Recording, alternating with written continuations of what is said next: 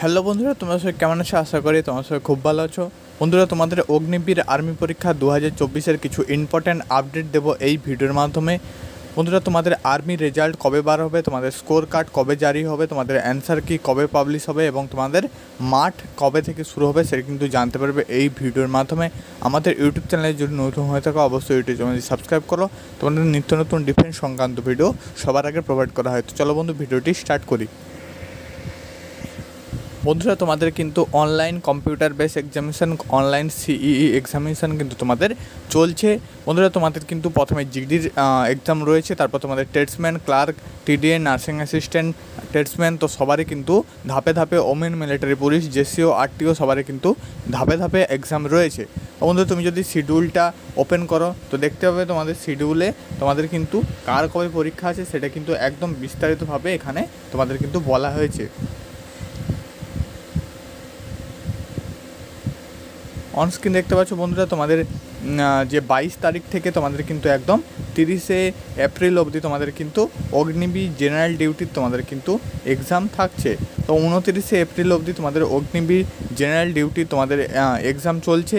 তারপর কিন্তু তোমাদের 30শে এপ্রিল থেকে তোমাদের Agniveer general duty, women military police এবং অগ্নিবীর টেকনিক্যাল এবং ট্রেডসম্যান 10 পাস এবং 8% কিন্তু এক্সাম রয়েছে। তারপর 2 মে তোমাদের কিন্তু আরটিও, জেসিও, সিপাহি ফার্মা, নার্সিং অ্যাসিস্ট্যান্ট, তো এইসব কিন্তু তোমাদের এক্সাম রয়েছে। এবং 3 তারিখ কিন্তু তোমাদের Agniveer office assistant, store keeper, technical ক্লার্কের এবং 3 তারিখ কিন্তু অগ্নিবীর অফিস অ্যাসিস্ট্যান্টের টাইপিং টেস্ট, অর্থাৎ একদম 3 তারিখ কিন্তু অগ্নিবীর ক্লার্কের যে ব্যাপারটা থাকছে তো সেটা কিন্তু থাকছে।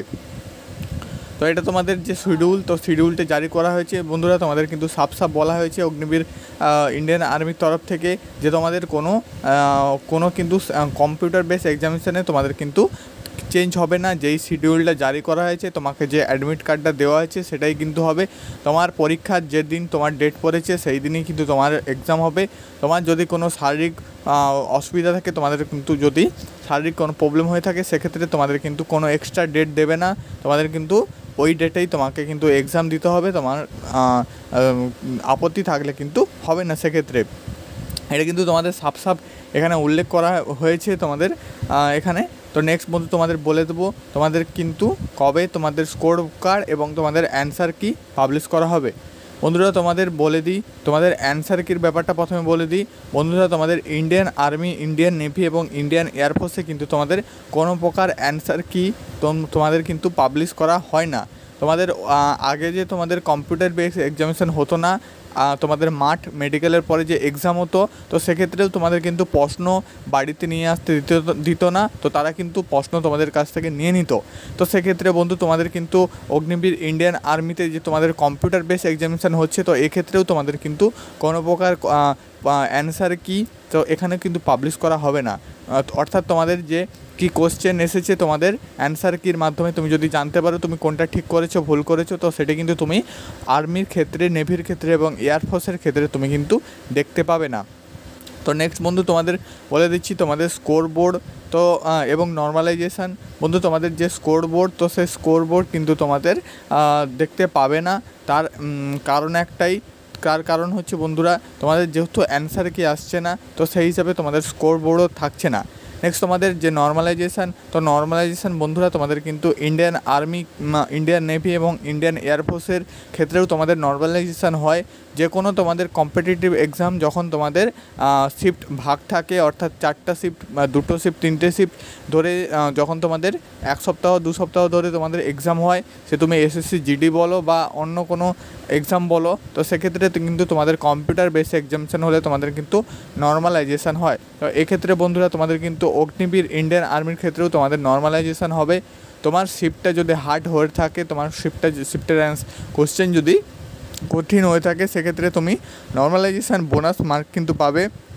সেক্ষেত্রে তোমাদের 5 থেকে 10 নাম্বার কিন্তু তোমাদের নর্মালাইজেশানের ক্ষেত্রে বাড়তে পারে, দিয়ে তোমাদের যে মেন স্কোর, তো সেই স্কোরে কিন্তু তোমার নাম্বারটা অ্যাড হয়ে যাবে। তো এটা তোমাদের স্কোর বোর্ডটা এবং নর্মালাইজেশানটা বলে দিলাম। তো লাস্ট যেটা বন্ধুরা তোমাদের যে তোমাদের কিন্তু রেজাল্ট, তো বন্ধুরা তোমাদের বলে দিই তোমাদের ইন্ডিয়ান আর্মির ক্ষেত্রে সব থেকে কিন্তু তাড়াতাড়ি তোমাদের কিন্তু রেজাল্ট পাবলিশ করা হয়। বন্ধুরা তোমাদের কিন্তু বলে দিই প্রিভিয়াস ইয়ার হিসেবে তোমরা যদি বলো তো সেক্ষেত্রে তোমাদের অ্যান্সার কি বা স্কোর বোর্ড নর্মালাইজেশন তো এটাও বললাম। নেক্সট তোমাদের যে রেজাল্টের ডেট, তো রেজাল্টের ডেট কিন্তু তোমাদের অফিসিয়ালভাবে কিছু পাবলিশ করা হয়নি, কিন্তু বন্ধুরা তোমাদের প্রিভিয়াস ইয়ার হিসাবেই তোমাদের কিন্তু রেজাল্টের ডেটটা তোমাদের কিন্তু বলে দিচ্ছি, দেখবে এই ডেটেই কিন্তু তোমাদের রেজাল্ট চলে আসবে, এটা তোমাদের কিন্তু গ্যারান্টি দিচ্ছি। তো বন্ধুরা তোমাদের 3 তারিখ কিন্তু এক্সাম তোমাদের শেষ, তোমাদের কিন্তু মেতে কিন্তু এক্সাম তোমাদের শেষ। তো তোমাদের 3 মের পরে তোমাদের 1 মাস পর বন্ধু তোমাদের জুনের যে তোমাদের 3 তারিখ থেকে তোমাদের 7 তারিখের মধ্যে কিন্তু তোমাদের কিন্তু রেজাল্ট চলে আসবে। তোমাদের 1 মাস সময় লাগবে তোমাদের অনলাইন কম্পিউটার বেস এক্সামিনেশানে তোমাদের রেজাল্ট আসছে। 3 মে তুমি ফর্ম ফিল আপ, তোমাদের যে তোমাদের এক্সাম শেষ হচ্ছে, তো এক্সাম শেষ হওয়ার তোমাদের কিন্তু 1 মাসের মধ্যেই তোমাদের কিন্তু একদম তোমাদের অফিসিয়ালি তোমাদের কিন্তু রেজাল্ট পাবলিশ করে দেওয়া হবে, এটা তোমাদের কিন্তু অনেকটাই কনফার্ম। কারণ তোমাদের প্রিভিয়াস ইয়ারে এই রকমভাবেই রেজাল্ট তোমাদের কিন্তু পাবলিশ করা হয়।